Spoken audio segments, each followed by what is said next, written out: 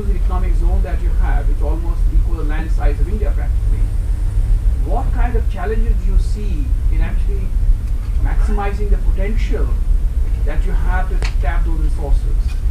So as a macro level, I want to hear that. One question to Dr. Hanling Wang. You talked about the South China Sea Development Fund. Could you give a little idea as to how that fund is being utilized in the overall objective of sustainable blue economy development? Thank you. Okay, hang on. We'll just take one. Take one at a time. So, Professor Ramila. Yeah, thank you for that. Actually, one of the biggest challenge we had when we wanted to exploit the sector was financing, because whatever you would like to develop would require extensive financing.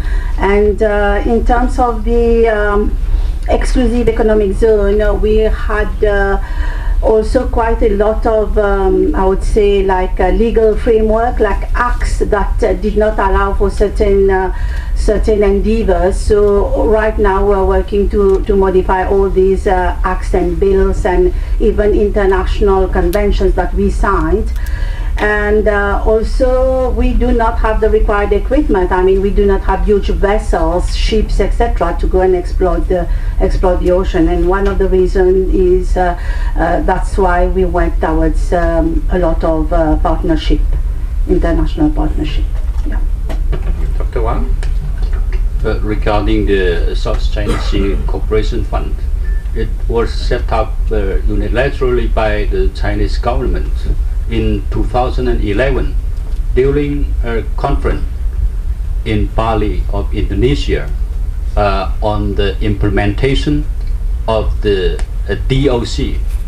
DOC is a document signed by China and ASEAN countries regarding the declaration of contact of parties in the South China Sea.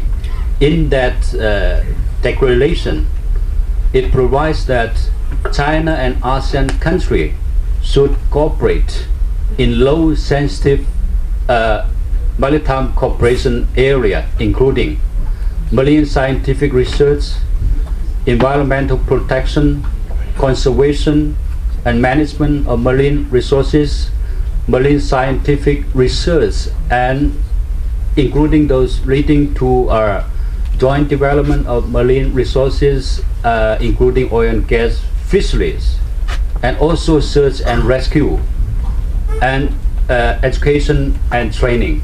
So China set up the 3 billion RMB fund to facilitate the cooperation in these fields between China and ASEAN countries. And there are many projects, including training programs and maritime search and rescues and maritime training program, including the capacity building, have been going on and using that fund. Thank you. Up in the back corner. We'll ask people just to stick to one question from now on. One question to you only, sir. You distribute. Sir, in this blue economy, I would like to know, there is one department of botany in Delhi was engaged in fish farming in ocean. How far, what is the revenue there? I would like to know, Walter Upland University was engaged in pearl culture, pearl aquaculture. What is their revenue? This is 10 years back, sir. I would like to know, the plankton as per the Indian Ocean Institute from Antarctica and Arctic is reducing due to climate change and affecting the fish catch in Australia, Indian waters and Mauritius. I want to know the present position. Okay, I'll cut you off there because that seemed to be a one question in 4 parts. I'll have to take some of those questions on notice, I think. I hope the staff have got those down because some of them were a bit specific. So So we'll come back to you with the answers to the extent that we can. I'll just take one question down here, and then I'll come across to this side. Thank you, Chair. I'm Admiral Anup Singh. My question is to Dr. Wang. I think coming as a senior scholar from CAS in China, it was really heartening to see a full slide and more in respect of Unclaws. So all those things that you said, if one were to ask what's happened to Unclaws and its strength and depth, when the South China Sea issue came to a negative, and particularly defying the PCA and throwing the verdict in the waste paper basket. What happened to the respect of Unclaws? Because the PCA comes under the Unclaws. Second thing, however, since the theme of this seminar, this session is not sea disputes or South China Sea, it is the blue economy. I'll stick to the blue economy. The Unclaws asks all maritime state members of Unclaws to ensure protection of the marine environment, in other words, the ecosystem. China has completely demolished the ecosystem around those islands which were rocks or maritime features underwater by destroying forever the coral systems. We need a question mark here soon, sir. What is your answer insofar as this contradiction from your slide in respect of Unclaws? And the last point, you said that this is a response to his question, that India, for strange reasons or words to that effect, is not joined up the BRI. The first reason is that China has violated all norms of international living and certain conventions by joining up with Pakistan over a disputed territory in making the CPEC. How do you expect India to join up? And so far as the Maritime Silk Road is concerned, each time you have approached us, we've asked you to give us terms, conditions, boundaries, limits, what is good for us in it, what is good for you. There are no answers forthcoming. Thank you. Dr. Wang, I'm conscious that some of those questions will be sort of outside the scope of what an academic can answer, but give it your best shot. Regarding the benefit of maritime Silk Road initiative, I think your government, the Indian government, has an answer to that. The Modi's government is very wise that it chose to join China's initiative, including AIIB. So your view may be different from those of your government. Second question, regarding the South China Sea arbitration, I should correct you that it is not ruled by the PCA.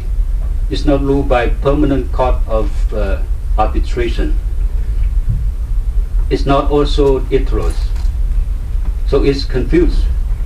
Some non-experts think it's ruled by Permanent Court of Arbitration or ITROS or International Court. No. It's an independent tribunal unilaterally called to set up by the Philippines without consent of the Chinese government. And as you may know that in 2006, the Chinese government, like Indian government, submit an official statement to the UN Secretary General to the effect that China does not accept any third-party compulsory dispute settlement procedures under the control, under the Unclaws. India does the same as China. And I think if something happened like this, I think the Indian government may act the same, may do the same thing, because you have the same statement regarding the ruling. as we know that this is politically driven. Even some of the international judges of ITROS also mentioned it is politically driven. So we cannot analyze this or view this ruling from a purely legal perspective. As you may have known, after the ruling, the Philippines president have set it aside the decision and negotiate or cooperate with China. The Philippines government choose not to talk about the decision. You know why?